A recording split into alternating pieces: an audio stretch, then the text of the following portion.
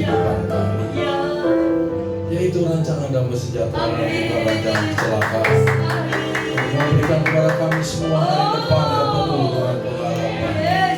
Dan kami percaya bahwa Engkau Allah turut bekerja di dalam segala sesuatu untuk mendatangkan kebaikan bagi kami yang mengasihi Kau dan bagi kami semua yang telah terpanggil sesuai dengan rencana. Dan kami percaya bahwa segala sesuatu menjadi indah pada waktu ini. Terima kasih, ajar kami Tuhan untuk terus mengandalkan Kau, selalu berharap kepada Kau, dan selalu melakukan segala kehendak-Mu. Terima kasih banyak Bapa di surga. Sebentar kami akan mendeklarasikan firman-Mu, Tuhan. Karena kami percaya firman-Mu adalah Kau sendiri. Terima kasih Bapa. Dalam nama Yesus. Haleluya. Amin. Mari kita deklarasikan firman Tuhan. Kita angkat Alkitab kita.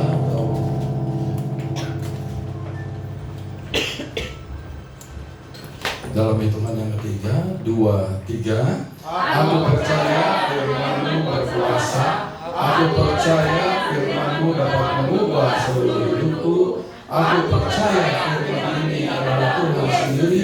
Aku siap untuk menerimanya dan melakukannya. Dalam nama Yesus. Sama-sama katakan. Amin. Selamat duduk kembali Bapak Ibu yang terkasih dalam Kristus Yesus. Terima kasih buat tim PW yang sudah membawa kita masuk dalam hadirat Tuhan. Amin. Saudara merasakan hadirat Tuhan? Amin. Ya, saya percaya kalau kita terus sama-sama ya memuji dan menyembah Tuhan seperti yang kita lakukan barusan, maka hadirat Tuhan akan terus menjadi kuat di tempat ini ya. Dan semua kita pasti diberkati oleh Tuhan. Amin. Ya. Sudah siap semua belajar sesuai dengan lagu tadi, ajar kami Tuhan? Oke ya, jadi temanya di pagi hari ini adalah The Principle of Life Purpose atau prinsip tujuan hidup ya. Prinsip tujuan hidup. Nah, ada seorang hamba Tuhan di dalam suatu quote-nya, dia berkata bahwa the greatest tragedy in life is not death, but a life without a purpose. Ya, jadi tragedi terbesar dalam hidup ini bukanlah kematian, tetapi suatu kehidupan tanpa tujuan. Itulah menjadi tragedi terbesar. Kenapa dia bisa berkata demikian? Karena hidup tanpa tujuan kita akan kehilangan arah, saudara ya. Kita ini sedang diumpamakan sedang mengarungi suatu lautan untuk mencapai suatu tujuan, saudara ya. Tetapi kalau kita nggak punya kompas, saudara, kita nggak tahu arah mana, saudara. Jadi kita akan terombang-ambing di tengah lautan, saudara, yang mengikuti arus dan ombak, saudara. Nggak tahu dibawa kemana, saudara ya. Nah, dan pasti tidak bisa mencapai pelabuhan yang kita tuju, saudara. Orang yang hidup tanpa tujuan mudah putus asa, saudara. Kalau ada tekanan sedikit langsung menyerah, saudara. Udah dah, gitu ya, udah dah. Gue nggak bisa apa-apa lagi, gitu. Udah putus harapan, putus asa, gitu, saudara ya. Nah, orang yang hidup tanpa tujuan juga nggak ada motivasinya, saudara. Malas gitu loh setiap hari. Aduh, rutinitas, bangun pagi, kerja, pulang malam, tidur lagi, bangun lagi pagi, terus aja begitu, saudara. Akhirnya hidup itu terasa membosankan karena monoton, saudara. Dan akhirnya dia merasa kosong hidupnya ya. Karena nggak ada motivasi yang menggerakkan dia, saudara. Karena nggak punya goal, nggak punya tujuan, nggak punya target yang harus dicapai dalam hidup ini. Orang yang hidup tanpa tujuan juga akan merasakan hampa, saudara. Saudara bisa lihat, saudara, orang-orang terkenal yang punya harta, tahta, bahkan wanita, saudara ya. Itu banyak saudara yang merasakan hidupnya hampa, saudara. Padahal orang lain ingin hidup seperti dia, ingin berusaha kerja keras, saudara ya, pengen menjadi seperti dia, saudara. Akhirnya, tetapi banyak yang akhirnya mengakhiri hidupnya sendiri, mencabut nyawanya sendiri, saudara. Padahal kita pikir dia orang hebat, orang terkenal, udah punya semuanya, saudara, seperti itu. Ya, tetapi saudara, orang yang hidup tanpa tujuan, ya, juga mudah terpengaruh, saudara, karena nggak punya pendirian yang jelas, saudara. Jadi ikut-ikutan, orang sini dia ikut, orang sana dia ikut geng motor lah, ikut apalah gitu, kayak begitu, saudara ya. Nah, orang yang hidup tanpa tujuan juga, saudara, nggak pernah maksimal dalam potensinya, karena dia pakai potensinya untuk hal yang salah. Makanya tragedi juga kalau orang berhasil di tempat yang salah, saudara. ya. Bukan di tempat yang sudah Tuhan tetapkan, saudara. Shalom, ada Bapak Gembala kita, Pak Sabar, dan Ibu Bevi, shalom. Ya, udah lama nih, kangen juga nih saya nih nggak ketemu gitu ya. Oke, saya lanjutkan. Hidup tanpa tujuan terakhir adalah menyebabkan penyesalan di kemudian hari. Ya, kita terus round gitu, saudara. Kita terus aja di dalam dunia ini, saudara ya, kesini ke sono gitu, saudara ya, kemana-mana gitu, saudara. Tapi nggak punya tujuan, saudara. Tiba-tiba umurnya udah tua. Betul ya? Baru menyesal, aduh banyak benar waktu hidup gua nih ya, yang udah gua pergunakan dengan sia-sia.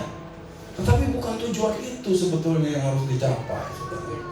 Ya, nah hari ini kita akan belajar, saudara ya, tentang prinsip daripada tujuan hidup itu karena sangat penting, saudara. Karena apa?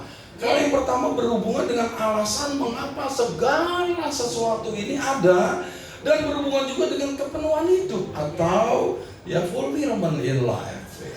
Jadi penting tuh. Ya kenapa sih semua ini ada gitu loh di sini. Semuanya ada di sini, semuanya ada tujuannya, betul ya?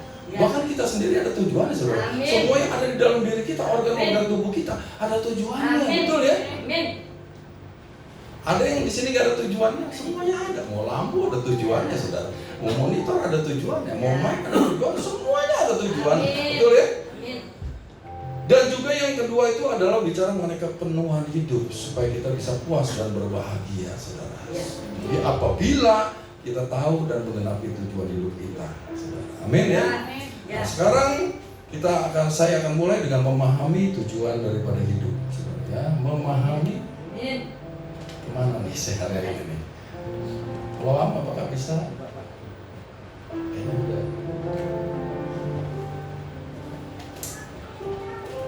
Oke, next aja deh. Oke, ya bisa kan?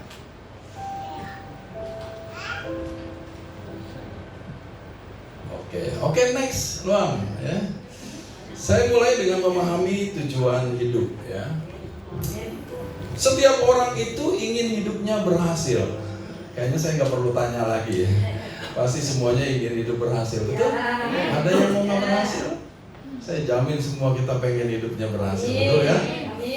Oleh karena itu kita belajar, saudara, kita sekolah, saudara ya, kita mendengarin khotbah, saudara ya, kita baca firman setiap hari, pengen hidupnya berhasil, ya.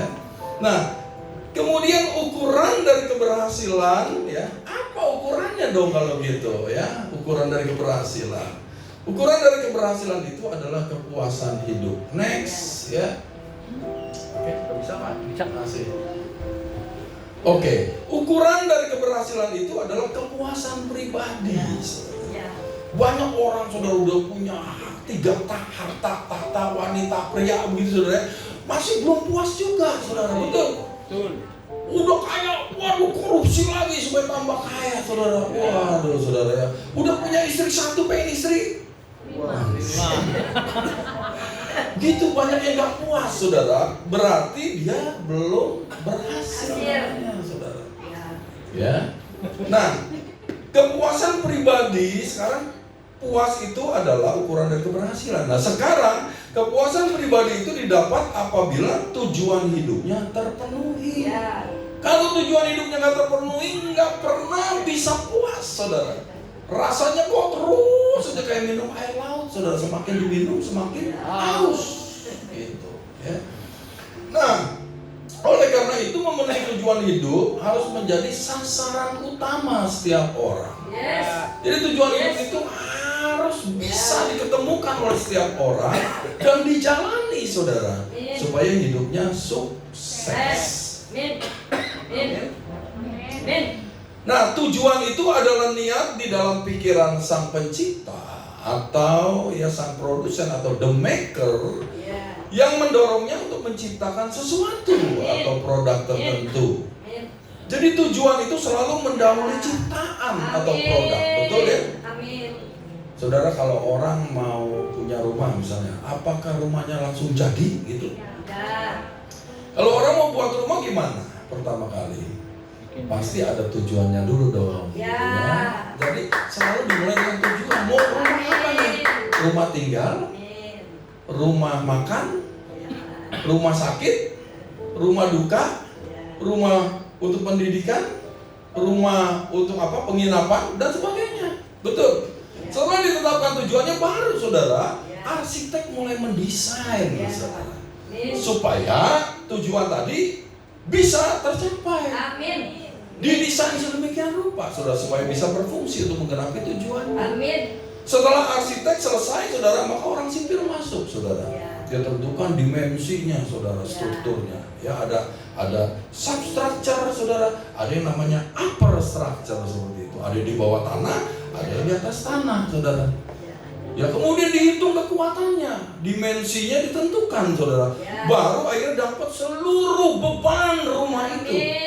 Setelah dapat seluruh beban rumah itu saudara, maka ditentukan jenis fondasinya supaya bisa menahan seluruh beban di atasnya. Betul? Ya.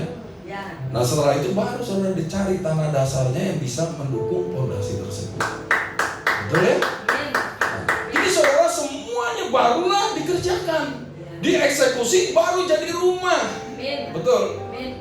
Jadi maka sebelum ada rumah, sebelum ada sesuatu yang ada di tempat ini, termasuk kita semua, itu sudah dimulai dengan yang namanya tujuan. Katakan tujuan. Saudara ya. Jadi sesuatu dalam hidup mempunyai tujuan. Ya. Amsal 16 ayat 4, saudara ya. Amsal 16 ayat 4. Loam bisa ditampilkan, Loam. Amsal 16 ayat yang keempat. Kita baca dulu ya firman Tuhan. Amsal 16 ayat yang keempat, atau saudara sudah dapat semua dari handphonenya ya. Yuk kita baca ya. 2, 3. Tuhan membuat segala sesuatu untuk tujuannya masing-masing. Bahkan orang fasik dibuatnya untuk hari petaka. Jadi semuanya saudara sudah ditetapkan tujuan oleh Tuhan. Jadi Allah kita itu Allah yang bertujuan. Our God is God on purpose. Amin. Jadi Allah nggak pernah main-main loh saudara, terhadap semua ciptaan yang ada di bumi ini, termasuk saudara dan saya saudara. Dia serius saudara. Betul ya? Nah, segala sesuatu dimulai dan diakhiri dengan tujuan. Ya, kalau kita baca di Pengkhotbah 3 ayat 1 ya, itu di King James Version-nya, kalau bahasa terjemahan bahasa Indonesianya adalah untuk segala sesuatu ada masanya, dan untuk apapun di bawah langit ada waktunya. Jadi ada tujuannya saudara, tujuan awal dan tujuan akhirnya. Setelah itu selesai. Ya. Nah, seperti itu makanya umur manusia terbatas. Betul ya? Ada awal, ada akhir. Ada check-in, ada check-out-nya juga. Saya nggak tahu check-out-nya kapan saudara, kita di sini saudara. Yang jelas ada check-out-nya saudara. Ya, karena ada akhirnya saudara. Gitu ya. Nah, jadi to everything there is a season and a time to every purpose under the heaven. Jadi tujuan juga ada waktunya, saudara ya. Nah, jadi Tuhan menciptakan kita untuk dan oleh suatu tujuan tertentu. Tetapi semuanya untuk kemuliaan Tuhan.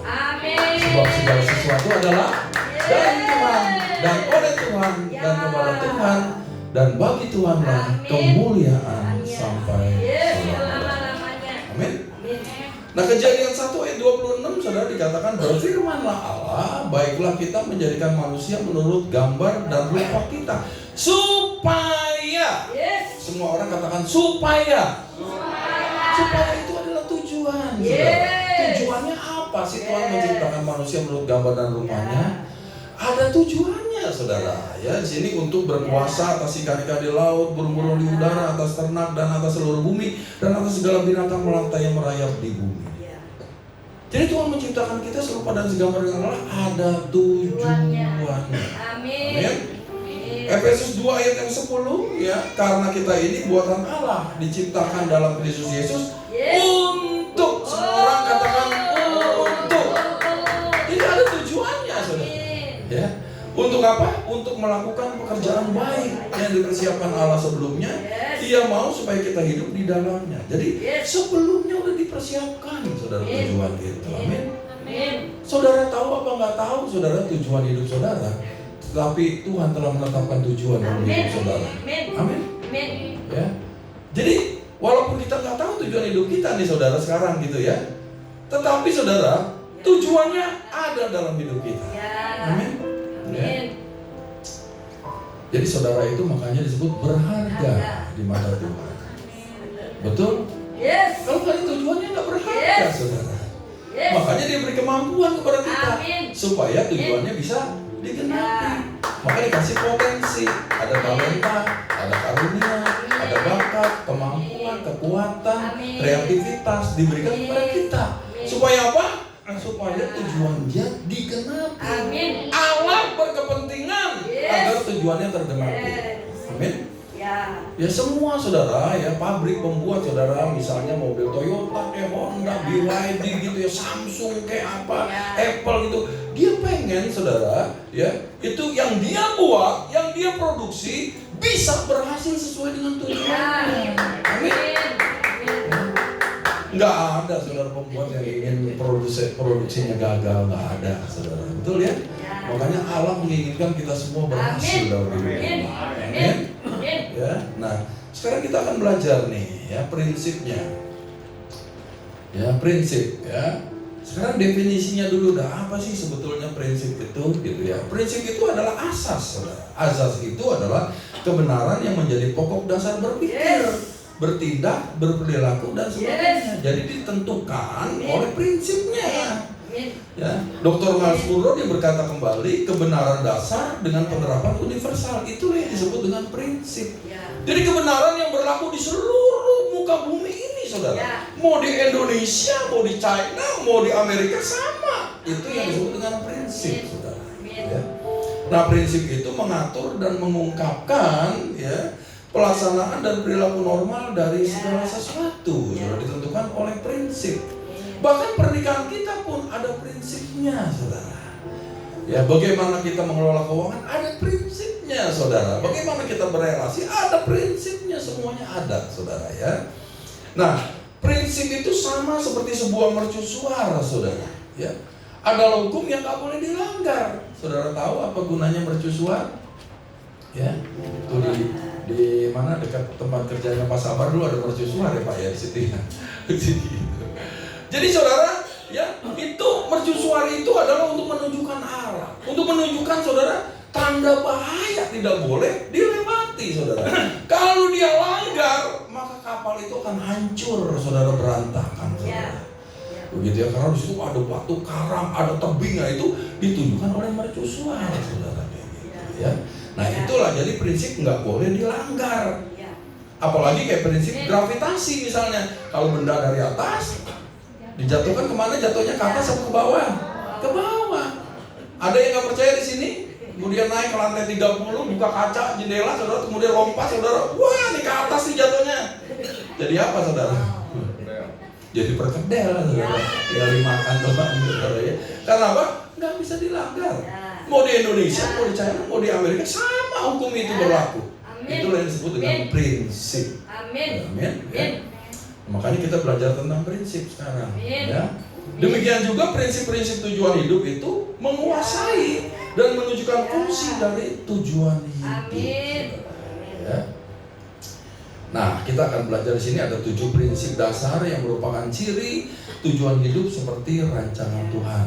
Ya, ada 7 di sini yang saya akan bawakan dalam waktu setengah jam ini, saudara ya.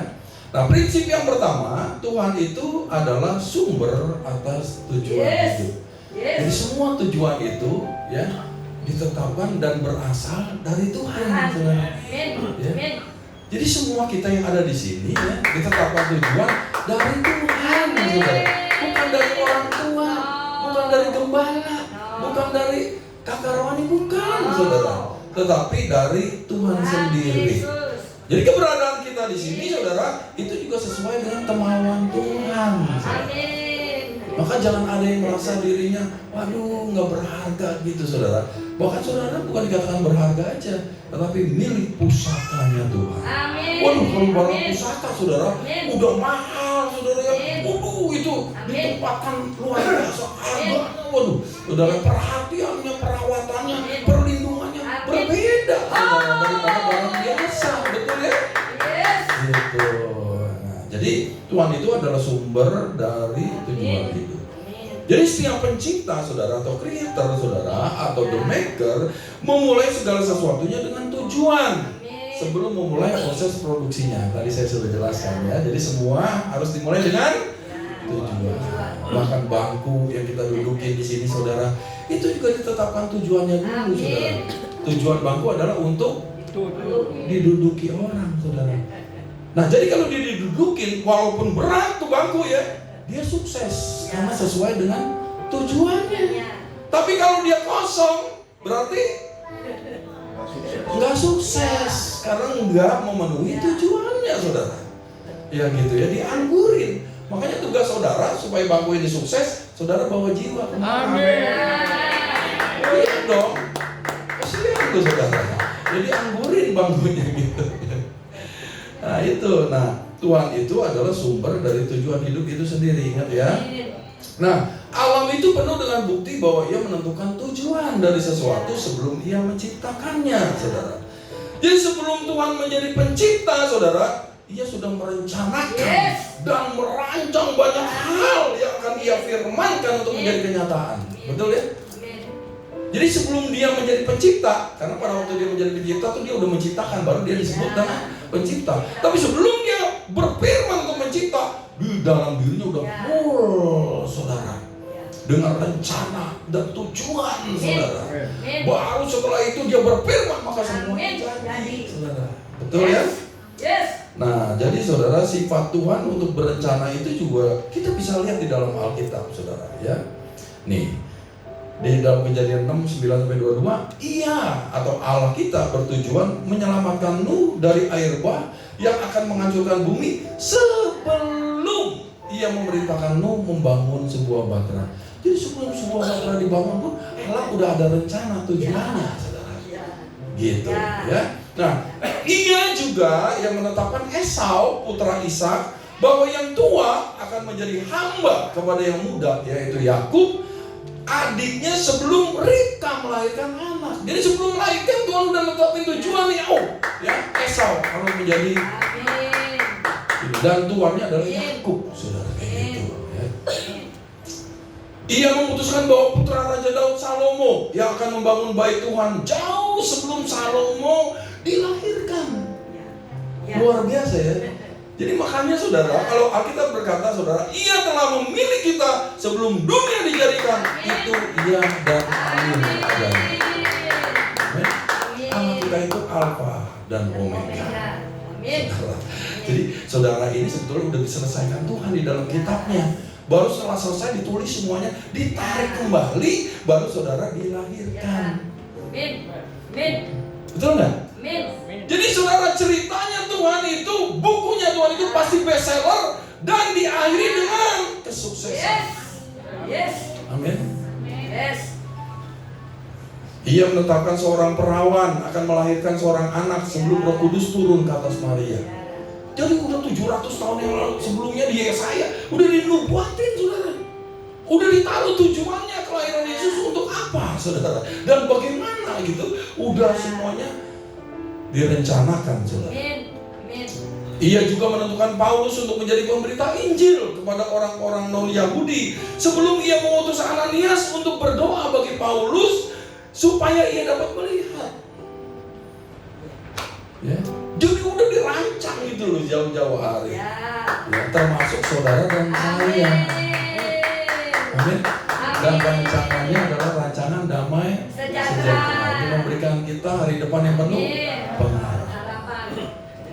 Sekarang prinsip yang kedua ya. Segala sesuatu mempunyai tujuan. Everything in this life has a purpose. There are no mistakes, no coincidences, saudara. Ya, jadi segala sesuatu dalam hidup ini memiliki tujuan. Tidak ada kesalahan, tidak ada yang namanya kebetulan. Amin. Ya. Nah, jika Tuhan adalah Tuhan atas tujuan dan menciptakan segala sesuatu, maka segala sesuatu dalam hidup mempunyai suatu tujuan. Belatung, nih misalnya, ada tujuannya nggak? Untuk apa? Kita kan beli jijik gitu saudara, tapi ada tujuan. Mau jijik kek saudara ya, mau itu apa gitu ya, tapi tetap semuanya ada tujuan. Amin. Dia menguraikan segala sesuatu yang mati, yang busuk kepada sumbernya. Bahkan dipakai saudara, kalau ada daging yang busuk saudara, itu belatung itu untuk memakan semuanya itu, dan sehingga tumbuh organ-organ yang baru saudara. Belatung bisa menentukan kapan kematian seseorang, maka dipakai juga saudara oleh polisi. Kapan matinya diselidikin saudara sama lapornya, saudara ketahuan saudara sama ahli forensiknya.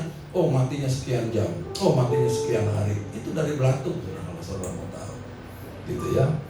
Semut ada tujuannya nggak? Tujuannya buat apa? Hai orang malas, hai pemalas, belajar kepada semut supaya menjadi bijak lakunya. Betul, jadi semut aja diciptakan buat orang malas belajar. Jadi sini kalau ada yang malas belajar sama semut, betul nggak? Ada tujuannya semuanya. Kalau di dalam diri kita udah pasti deh ya, gitu ya, bulu hidung ada tujuannya, alis mata ada tujuannya. Di sini saudara Jaklin ada tujuan, semuanya punya tujuan. Amin ya. Nah jadi gini saudara prinsipnya, hanya karena kita tidak mengerti tujuan hidup dari suatu makhluk, tidak berarti makhluk itu tidak mempunyai tujuan. Betul ya? Pokoknya kita tepok aja tuh nyamuk, pokoknya udah kita mati semut, kita giles begitu saudara, karena nggak tahu tujuan. Betul ya? Karena kalau kita tahu semua tujuannya, kita jadi Tuhan saudara. Makanya kita terbatas, betul ya? Gitu. Nah, jadi ingat loh saudara, walaupun saudara nggak tahu tujuannya, tapi Tuhan menetapkan tujuan dalam hidup kita, ya, saudara. Jadi semuanya saudara yang ada di bumi ini, baik hewan, tanaman, semua itu diciptakan Tuhan saudara ya, untuk menyeimbangkan ekosistem saudara yang ada di bumi ini. Kalau salah satu terganggu, maka semuanya akan terganggu. Kenapa ada kenaikan iklim? Karena terganggu saudara ekosistemnya, betul ya? Kenapa semakin hari semakin panas matahari? Karena terganggu. Kenapa iklimnya bisa berubah-ubah saudara dengan drastis? Karena terganggu ekosistemnya, betul ya? Gitu. Nah jadi gangguan apapun akan mempengaruhi semua yang lainnya saudara. Nah prinsip yang ketiga, tidak semua tujuan diketahui. Ya, saya kasih tahu tadi, tidak semua tujuan dapat diketahui. Ya. Nah, nih ada cerita tentang Yunus. Saudara mungkin tahu semua ya ceritanya ya. Yunus itu dipanggil oleh Tuhan untuk apa? Untuk menyampaikan pesan Tuhan ke Niniwe, saudara. Supaya mereka bertobat dan kejahatannya udah sampai ke langit, saudara, teriakannya itu, gitu ya. Nah Tuhan mau mendatangkan hukuman, tetapi Tuhan adil, saudara. Beritahukan dulu, kalau mereka masih bandel nggak mau bertobat, baru hukumannya datang. Kemudian saudara, karena Yunus ini benci dengan orang Niniwe, saudara, karena jahat dan minta ampun, saudara. Akhirnya dia, nggak mau, udah biarin aja, biar hukuman Tuhan aja ya segera terjadi gitu loh. Ya dia demen banget gitu melihat tuh bangsa Niniwe dihukum Tuhan gitu loh. Tetapi Tuhan nggak mau begitu saudara ya. Akhirnya dia lari jauh saudara. Dia harusnya bisa ke timur, dia ke barat saudara, menjauhi hadirat Tuhan. Dia naik kapal dari Yafo saudara ke Tarsis saudara. Waduh jauh banget saudara. Kalau dilihat saudara, saya di Google itu bisa 2.000 sampai 3.000 kilometer jaraknya. Gitu loh, jauh banget gitu loh ya. Nah tetapi apa yang terjadi saudara, karena dia saudara tidak taat dengan perintah Tuhan, bahwa pada waktu dia naik kapal saudara, maka Tuhan menurunkan angin ribut yang besar sehingga terjadi badai yang hebat saudara, dan akan menghancurkan kapal itu. Nah Koda saudara sama awak kapal di situ saudara ya, anak buah kapal semua ketakutan semuanya. Mereka berteriak-teriak semuanya saudara, ayo kita berseru kepada Tuhan supaya bisa selamatkan. Ya maksudnya Allah mereka gitu ya saudara ya. Tetapi makin hebat saudara badai itu saudara. Ya kapal itu udah gak bisa berdaya lagi. Akhirnya dibuangin semua muatan kapal, barang-barang dibuangin semuanya saudara. Sementara Yunus, dia kan tahu tujuannya tuh badai gitu ya. Ini gara-gara dia nih, dia turun ke ruang paling bawah, dia tidur, dan tidurnya dikatakan tidur nyenyak, ngorok di situ. Akhirnya saudara ya, nakodanya turun melihat, weh, kamu kenapa? Orang ketakutan, orang teriak-teriak, kenapa? You tidur di sini. Waduh, saudara ya. Kemudian ditanya, lu dari mana lu? Gitu. Bangsa lu bangsa apa katanya? Lu kerjaannya apa? Gitu loh kira-kira saudara ya. Gitu. Nah kemudian si Yunus bilang, saya ini orang Ibrani, ya. Saya menyembah Allah yang menciptakan langit, daratan dan laut. Ketakutan mereka semua. Karena ternyata di awal sebelum dia naik kapal, dia kasih tahu tuh nakoda dan orang-orang yang ada di kapal bahwa dia sedang menjauhi Tuhan. Tujuannya dia menjauhi Tuhan, saudara. Dia udah tahu, cuma orang itu nggak tahu gitu ya, hal-hal seperti itu gitu loh saudara ya. Nah, akhirnya saudara ya dibuang undi, siapa nih bawa sial gitu ya. Dibuang undi terus yang dapat siapa? Yunus, saudara. Terus Yunus orang itu bilang, bagaimana nih begitu ya? Dia tanya gitu loh, kenapa gitu bisa terjadi? Yunus bilang karena dia menjauh dari Tuhan. Terus Yunus bilang, buang aja, aku lemparin aja ke laut. Maka pas dilemparin pasti reda kembali semuanya. Cuma orang itu bingung, kalau dia lemparin si Yunus, berarti dia ngebunuh si Yunus dong. Berdosa dong orang itu. Gitu. Kemudian mereka masih berusaha nih, masih mendayung sekuat tenaga untuk bisa ke darat, tapi bukan itu yang terjadi, saudara. Makan semakin hebat, saudara. Akhirnya mereka menyerah, saudara. Rame-rame kemudian dilemparlah Yunus ke laut, saudara. Akhirnya apa? Langsung reda.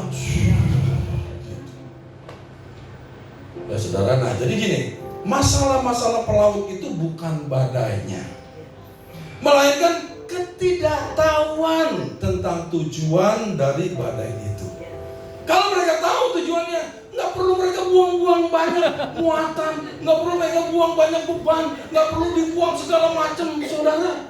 Gitu loh. Seperti Yunus tahu dia, sebabnya tenang aja dia makanya, gitu loh. Orang kalau tahu tujuan hidupnya tenang hidup. Amin. Kalau orang nggak tahu, cepat panik, khawatir, ketakutan, gelisah, nggak tahu tujuannya. Kalau orang tahu, saudara, makanya hidupnya dalam damai sejahtera. Amin. Betul ya? Badai boleh datang, tapi dia bisa tenang. Ya. Itu orang yang tahu tujuan hidupnya. Jadi saudara, mereka itu semua, saudara, nggak tahu bahwa badai itu adalah alat Tuhan untuk berbicara kepada Yunus. Mereka nggak akan membuang semuanya itu kalau tahu, betul ya? Dia nyesel juga tuh belakangan mereka tuh semua. Iya. Ternyata ini doang loh, kalau dibuang ini semua selamat tuh. Semuanya, hartanya semua selamat, saudara, begitu, betul ya? Jadi ketidaktahuan mereka tidak membatalkan tujuan dari badai. Makanya saudara kalau dapat badai, ya, mau saudara tahu, nggak tahu tujuannya, tetap datang. Makanya di dalam Matius 7 ayat 24-27, ya, mau bangun rumah di atas pasir, mau bangun rumah di atas batu karang, sama saudara, badai mau datang juga, betul. Tapi ada perbedaan, hasil akhirnya tetap berbeda. Yang satu kokoh berdiri, saudara, yang satu hancur berantakan. Betul ya? Nah, jadi tujuan yang tidak diketahui selalu membuang waktu dan sumber daya serta memungkinkan terjadinya bahaya. Saya ulangi sekali lagi, tujuan yang tidak diketahui selalu membuang waktu dan sumber daya serta memungkinkan terjadinya bahaya dalam hidup kita. Oleh karena itu penting mencari tahu tujuan hidup saudara. Amin. Ya. Nah, yang keempat. Yang keempat adalah ya, jika tujuan tidak diketahui, penyalahgunaan terjadi. Ya. When purpose is not known, abuse is inevitable. Jadi jika tujuan yang nggak diketahui, maka terjadi abuse. Abuse itu gabungan dari dua kata, abnormal, use. Penggunaan yang tidak normal, penggunaan yang tidak semestinya, saudara, itu disebut dengan abuse. Saudara, misalnya nih, ya, ini tujuan mic apa nih? Untuk menyalurkan suara saya sehingga bisa didengar oleh semua orang, betul ya? Tapi saudara, kalau kita di rumah mau ngulek cabai, gitu loh. Kita nggak tahu tujuan mic ini, saudara. Kita pakai buat Padahal harga ulekan sama harga mic jauh bedanya. Mic ini kata Pak Wiryo itu yang di gereja bisa ada yang 60 juta satunya. Itu yang kecil tuh dipakai di sini nih, itu 50 juta saudara. Yang segede jagung tuh, itu 50 juta saudara. Jadi makanya kalau kita nggak tahu tujuannya, terjadi abuse. Nah kayak gitu tuh saudara. Ya, orang pakai mobil tapi dia ngedayung gitu saudara. Itu kan abuse saudara. Mahal-mahal tuh mobil dipakai buat jadi perahu saudara, kayak begitu. Nyuci mobil pakai anduk mandi. Nah itu sama abuse saudara. Ya, abuse itu banyak terjadi di pernikahan, terjadi abuse. Ya, suami abuse istri, istri abuse suami, orang tua abuse anak, anak abuse orang tua. Karena apa? Nggak tahu saudara tujuannya pernikahan itu. Makanya kalau kita nggak tahu pernikahan tujuannya, jangan kawin. Setuju katakan amin? Kalau saudara nggak tahu tujuan kerja, jangan lamar kerja. Karena akan terjadi abuse di kerjaan. Kalau saudara nggak tahu pelayanan tujuannya, jangan melayani. Karena akan terjadi abuse di dalam pelayanan. Betul ya? Jadi di dalam segala sesuatu harus diketahui tujuannya saudara. Sebelum saudara melakukan segala sesuatu. Supaya jangan terjadi abuse. Betul ya? Makanya supaya jangan salah harus tahu tujuannya. Ya. Simon saudara di dalam Kisah Para Rasul 8 ayat 9 sampai 25, dia itu ahli sihir saudara. Dihormati orang besar sampai anak-anak ngikutin dia dan berkata inilah kuasa dari Allah yang Maha Tinggi. Waduh, itu dengan sihirnya saudara orang terpengaruh semua saudara. Dihormati luar biasa. Tapi pada waktu Filipus memberitakan Injil Kerajaan Surga dan membuat banyak mukjizat, maka orang ini pun bertobat. Tapi pertobatannya saudara, belum pertobatan yang sejati saudara. Jadi pada waktu itu saudara orang dibaptis gitu ya, setelah percaya dibaptis, tapi dalam nama Tuhan Yesus. Kemudian Petrus, Yohanes datang, mereka melihat bahwa mereka belum dibaptis oleh Roh Kudus. Kemudian ditumpangin tangan, waduh terima Roh Kudus saudara, kepenuhan Roh Kudus. Si Simon dia, hebat bener nih, gue beli gitu ya karunia ini nih, siapa tahu gue nanti bisa numpangin tangan buat nyari duit. Nah itu tujuan dia saudara. Kemudian Petrus Yohanes marah saudara, kayak begitu, engkau punya hati yang jahat seperti empedu katanya, saudara gitu ya, engkau akan mendapatkan hukuman dari itu. Dia ketakutan saudara. Ya akhirnya dia bertobat juga, didoakan, akhirnya selamat saudara. Ya. Nah ini si Simon ini saudara ya, ia menginginkan pelayanan penumpangan tangan. Ya. Tapi karena ia menginginkan karunia itu, motifnya salah saudara. Betul ya? Jadi dia mau pakai untuk kepentingan diri dia sendiri. Betul? Karena dengan sihirnya dia jadi kaya. Dia pikir ini juga dengan begitu dia jadi kaya saudara. Ada nggak pelayanan-pelayanan yang begitu? Karunia dari Tuhan bukan untuk diperjualbelikan. Kita dapat gratis, kita pergunakan lagi untuk gratis. Kalau saudara pakai itu untuk komersialisasi, saudara berdosa di hadapan Tuhan. Amin. Ya. Prinsip yang kelima, ya kita cepat aja saudara ya. 10 menit lagi. Prinsip yang kelima, jika Anda ingin mengetahui tujuan dari sesuatu, jangan tanyakan kepadanya. Ya. Yang mungkin bangku, saudara, nanya bangku, tujuan lu apa sih? Jadi bangku gitu, nggak bisa. Karena harus pembuatnya, saudara, penciptanya, saudara yang ditanya, dia yang tahu tujuannya, saudara, betul? Jadi di sana saudara, never ask a starfish for direction. Saudara nggak bisa nanya dia tentang arah. Ya ada 5 saudara di situ. Saudara mau tanya dia kaget tahu, saudara. Yang mana gitu loh saudara. Ya, nah jadi apa yang dibuat tidak pernah dapat mengetahui apa yang ada dalam pikiran penciptanya saat ia merencanakan dan membuatnya. Hanya penciptanya yang tahu. Betul? Bertanya kepada seorang teman saudara nih di sini gitu ya, mengapa saudara ada dan dia ada? Sama seperti orang buta menuntun orang buta. Ya. Nah jadi saudara nggak pernah menemukan tujuan hidup saudara jika saudara tidak terhubung dengan pencipta saudara. Betul? Siapa pencipta kita? Tuhan Allah yang Maha Kuasa. Haleluya. Nah Ayub saudara, ya, itu saudara pada suatu kali mendapatkan badai hidup yang luar biasa. Betul? Dalam waktu yang singkat saudara, semuanya habis. Anak-anaknya mati, hartanya ludes, karyawannya mati habis, saudara. Kesehatannya habis juga. Betul? Sampai istrinya bilang, apakah kau masih mempertahankan kesalehanmu, Ayub? Kutukilah Allahmu dan matilah. Langsung Ayub berkata, engkau berkata seperti orang gila, saudara ya. Jadi hati-hati di sini saudara, kalau lagi suami dapat cobaan saudara ya, saudara jangan begitu saudara di sini. Ya istri harus menopang saudara suami. Amin. Harus justru memberikan kekuatan, membangkitkan harapan gitu dong saudara. Nah, setuju katakan amin. Saudara itu penolong saudara, bukan perongrong. Bisa kita tahu saudara. Nah jadi saudara di sini Ayub saudara, dia nggak berdosa dengan kata-kata dan perkataannya pada waktu di pasal 1 dan 2. Tapi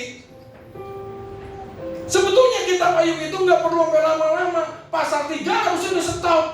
Tetapi karena dia mengeluh saudara, dia mengeluh dengan kejadian yang dia alami saudara. Ya karena dia apa? Mengeluh, nggak tahu tujuannya. Betul? Tetapi akhirnya saudara ya, saudara berargumentasi hebat dengan teman-temannya saudara, dengan Tuhan sendiri dia berargumentasi akhirnya saudara, begitu ya, mencari pembelaan diri. Jadi selesainya ayat itu pasal 42. Bayangin harusnya pasal 3 udah selesai, jadi pasal 42 baru selesai di ayat yang kelima saudara. Dia berkata bahwa dahulu aku mendengar dari kata orang tentang engkau, tapi sekarang mataku sendiri memandang engkau. Aku mencabut semua perkataanku dan aku menyesal aku duduk dalam debu dan abu. Baru selesai saudara. Harusnya nggak perlu begitu lama saudara. Kalau dia tahu tujuannya apa sih yang terjadi dalam hidup dia, ya gitu. Nggak perlu buang-buang tadi itu barang-barang apa segala macam. Udah mau bayu, udah mau mati, udah mau pecah kapalnya. Baru tahu tujuannya. Saudara, kasihan deh gitu saudara ya. Jadi makanya saudara harus hidupnya dekat dengan Tuhan. Amin. Dekat dengan pencipta kita. Mengenal Dia, saudara. Makanya hukum yang terutama saudara apa? Kasihilah Tuhan Allahmu yang pertama. Yang kedua baru kasihi sesama manusia. Karena kita ini gambar dan rupa Allah, betul? Kalau kita tahu pencipta kita, ya, kita tahu rupa dan gambar kita, saudara, maka kita lebih gampang untuk bisa mengenal orang lain. Betul? Ya. Nah sekarang, jadi saudara, kalau saudara mau membeli segala sesuatu barang gitu ya, misalnya mau beli TV gitu, jadi pada waktu saudara unboxing, ya, itu yang pertama ada di atasnya adalah apa namanya? Manual book, saudara. Nah, manual book itu adalah buku petunjuk penggunaan, saudara, supaya saudara produsennya, pembuatnya memastikan kalau saudara mentaati, saudara, buku manual book itu, maka barang itu bisa dipakai sesuai dengan tujuannya. Amin. Barang itu bisa sukses. Amin. Betul. Makanya dikasih tahu tuh di dalam buku petunjuk penggunaan manual book itu, saudara, ditulis please read before use. Baca dulu sebelum digunakan. Tapi berapa banyak kalau saudara beli handphone di tempat ini, baca dulu apa enggak? Langsung pencet-pencet. Saudara betul ya? Emang benar, ternyata diselidiki saudara, 15% orang di Indonesia saudara enggak pernah itu yang hanya membaca buku itu, manual book. Nah, 5%-nya membaca secara jarang. Sisanya 80% enggak pernah baca. Termasuk saudara dan ngaku aja betul ya. Kalau dulu tuh makanya kalau kita beli kaset gitu saudara gitu ya, kita cuma taunya play gitu saudara, stop, rewind, eject. Yang lainnya nggak tahu tuh saudara. Kenapa? Karena nggak pernah mau baca buku manualnya. Jadi akhirnya kita nggak maksimal saudara di dalam hidup ini. Betul. Makanya untuk bisa mencapai tujuan kita, supaya kita berhasil saudara, digaransi nantinya oleh Tuhan saudara, ya, maka bacalah manual book kita, yaitu Alkitab. Amin. Alkitab adalah manual book kita. Buku petunjuk kalau saudara taati, saudara akan sukses dan berhasil dalam hidup ini. Juga katakan amin. Nah, yang terakhir ya. Prinsip ketujuh. Tujuan hidup itu adalah kunci menuju kepuasan, saudara ya. Tujuan hidup kunci menuju kepuasan. Great satisfaction comes when you feel related to some greater purpose in life, something greater than you. Ya. Kepuasan yang besar datang ketika Anda merasa terhubung dengan tujuan yang lebih besar dalam hidup. Sesuatu yang lebih besar dari diri Anda sendiri. Ya. Jadi makanya saudara harus mengejar tujuan hidup saudara, menemukan tujuan hidup saudara, supaya saudara bisa mengalami kepuasan atau pemenuhan hidup ini. Amin. Nah, jadi saudara, pada dasarnya saudara tidak akan mengalami kepuasan dan kedamaian sejati sampai saudara melaksanakan tujuan saudara dilahirkan. Amin. Ya. Naaman saudara, itu panglima hebat saudara, disayang saudara sama Raja Aram, betul. Tetapi dia nggak puas hidupnya karena dia menderita apa? Sakit kusta saudara. Dia terkenal tapi sakit kusta saudara, gitu. Ya, tetapi saudara, ada seorang budak yang ditangkap saudara, ya, budak perempuan Israel, saudara kasih tahu, di Israel tapi hari ini bisa menyembuhkan Tuhan. Oh, raja terus dikasih tahu, kirim surat ke Raja Israel. Raja Israel ngamuk saudara, begitu ya. Lu kira gua Tuhan apa? Bisa nyembuhin orang sakit gitu saudara ya. Terus kemudian didengar sama Elisa. Elisa datang bilangin, Tuhan tenang, nggak usah pusing gitu ya. Nih kasih tahu, suruh datang ke saya. Akhirnya Naaman datang, bawa rombongan, bawa semua harta benda saudara untuk dipersembahkan kalau bisa nih ya, kalau bisa nyembuhin penyakitnya. Kemudian saudara, Naaman berharap ya, si Elisa keluar datang gitu loh, yang nyambut dia gitu, terus itu tumpahin tangan kata saya yang sakit supaya sembuh. Ternyata nggak begitu, saudara. Disuruh bujangnya, keluar lo, gitu ya, lo temuin tuh Naaman gitu ya, mau dia panglima hebat kayak di depan gua nggak ada apa-apanya gitu loh, saudara ya, gitu ya, gitu. Gua ini utusan Tuhan nih gitu. Akhirnya, waduh marah saudara, merasa dihina Naaman itu saudara, ya. Udah gitu disuruh mandi di sungai Yordan yang kotor lagi saudara, 7 kali benemin gitu loh ya tubuhnya, baru bisa sembuh. Waduh, dia udah mau pulang, kesel dia saudara, marah saudara kayak gitu ya. Bukankah di Abana-Parpar di sono sungai di Suriah itu lebih bagus, lebih jernih airnya, kenapa mesti di sini? Saudara, kalau saudara pernah ke sana saudara ya, itu sungai Yordan yang ada sekarang di Israel itu ya, itu di ujungnya saudara, sebelum di sini ada baptisan, di sebelah hulunya itu tempat peternakan kuda. Jadi itu tokai-tokainya kuda ngalir ke situ saudara. Iya benar saudara gitu ya. Makanya dibilang kotor, airnya juga hijau emang gitu saudara. Betul. Ya, tetapi saudara ya, setelah airnya dibujuk nih sama pegawai-pegawai, Tuhan kalau disuruh lakukan yang sulit aja Tuhan bisa, masa ya gampang gue cuma benemin diri aja nggak mau. Akhirnya dia taat juga saudara, ya udah dah gitu ya saudara ya. Akhirnya pada waktu dia benam kan 7 kali, waduh langsung kulitnya sehat kembali seperti anak-anak saudara. Amin. Yang nyembuhin sungainya apa bukan? Jadi bukan sungai yang menyembuhkan Naaman, melainkan ketaatannya kepada tujuan Tuhan melalui kata-kata Nabi Elisa. Soalnya setelah dia saudara disembuhkan saudara, maka dia akhirnya saudara, dia bisa menyembah Tuhan. Tetapi karena Raja Aram saudara, Raja Aram itu kan penyembah kuil Rimon saudara, menyembah Baal. Kemudian dia berkata saudara ya kepada Elisa gitu loh. Ya minta dipermaklumkan karena dia itu adalah pengawal raja. Kalau raja menyembah, dia harus ikut menyembah. Kalau nggak dipancung kepalanya saudara kayak gitu. Kemudian Elisa bilang, ya pulanglah dengan selamat saudara. Dimaklumin saudara. Terkadang hati nurani kita saudara nggak sesuai saudara dengan firman Tuhan. Tetapi di satu pihak terkadang kita disuruh oleh atasan kita saudara untuk melakukan hal itu gitu loh. Tetapi kalau kita lakukan saudara, tetapi kita bersandar kepada Tuhan seperti Naaman tadi saudara, hatinya nggak mau dia menyembah. Tetapi karena tugas dia harus melakukan juga. Akhirnya dimaklumin saudara. Karena Tuhan melihat hati. Amin. Amin saudara. Ya. karena aman, ya, itu adalah untuk supaya dia bertobat, saudara, dan menerima Tuhan sebagai Allah yang kita sembah. Amin. Jadi semua ada tujuannya, saudara. Amin. Oke, jadi kita panggil berdiri, kan udah 9:30, saudara. Kita pakai waktu, saudara. Ya. Ayo kita panggil berdiri. Dari dulu sampai sekarang Ibu Yeni tetap sama, saudara. Ya. Dia selalu antusias di dalam ibadah, saudara. Ya, itu menolong pengkhotbah, saudara, supaya bisa lebih semangat. Haleluya. Makasih Bu Yeni ya. Oke, kita nyanyikan Indah Rencanamu di C ya.